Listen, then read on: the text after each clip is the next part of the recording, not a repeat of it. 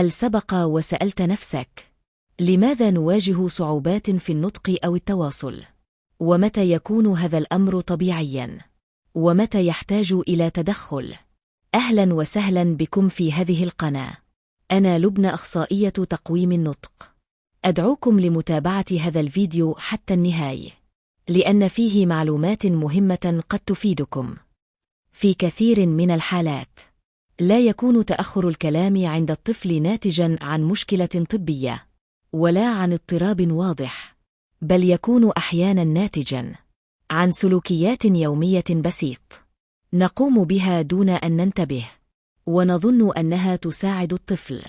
ولهذا في هذا الفيديو سنتحدث عن أخطاء شائعة تقع فيها كثير من الأسر وقد تؤخر تطور الكلام دون قصد.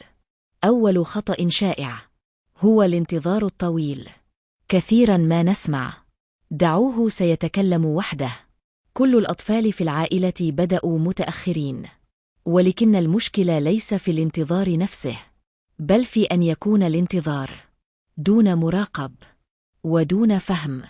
فهناك فرق بين أن نقول سننتظر قليلا مع متابعة التطور، وبين أن نغلق أعيننا تماما. الخطأ الثاني هو المقارنة بين الأطفال. نقارن الطفل بابن الجار أو بابن العائلة أو بأطفال نراهم في الإنترنت، وننسى أن كل طفل له إيقاعه وبيئته وظروفه. المقارنة لا تساعد، بل تزيد الضغط على الطفل وعلى الوالدين. الخطأ الثالث هو الضغط على الطفل للتكلم. نطلب من الطفل أن يعيد الكلمة مرات كثير، نصححه أمام الناس، نغضب إذا لم يستجب، ونظن أن هذا سيساعده. في الحقيقة الضغط يؤدي إلى العكس. الطفل يتجنب الكلام لأنه يرتبط بالتوتر. الخطأ الرابع الاعتماد الكبير على الشاشات. نعطي الطفل الهاتف أو التلفاز لنسكنه أو ليتعلم، ونرى أنه يعرف الألوان أو الحروف، ولكن الشاشات لا تعلم اللغة. اللغة تحتاج إلى تفاعل وتبادل ورد فعل. الخطأ الخامس القيام بالكلام عن الطفل.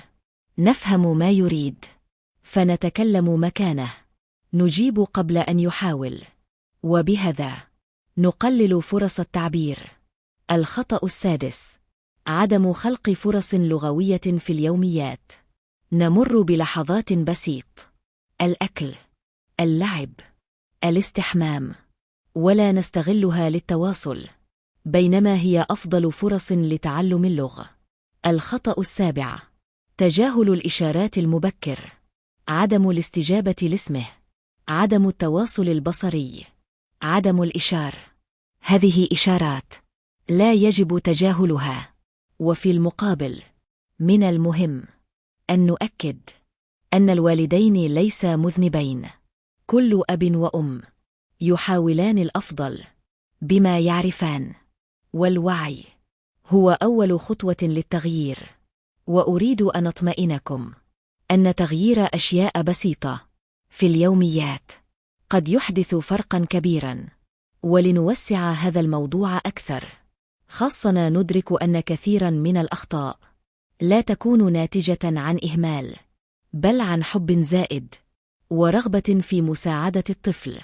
من بين الأخطاء التي نراها كثيراً أن يكون كل شيء متوفراً للطفل قبل أن يطلب: الماء قربه، الطعام في يده، اللعبة تقدم له دون انتظار، فلا يحتاج إلى أن يشير أو ينظر أو يحاول التعبير. والطفل يتعلم اللغة عبر الحاج وعبر المحاول.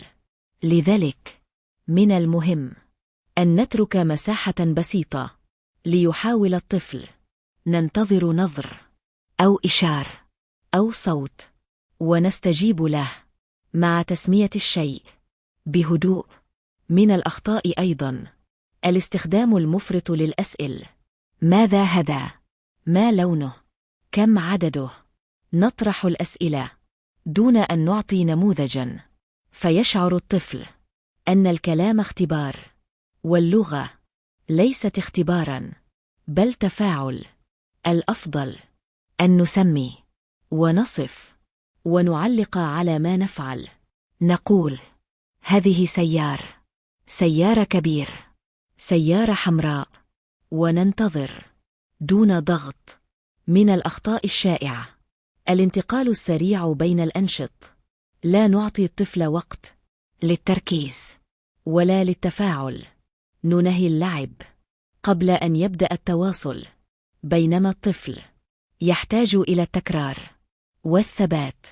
وفي هذا السياق نشير إلى أهمية الروتين. الروتين لا يعني الملل، بل يعني الأمان.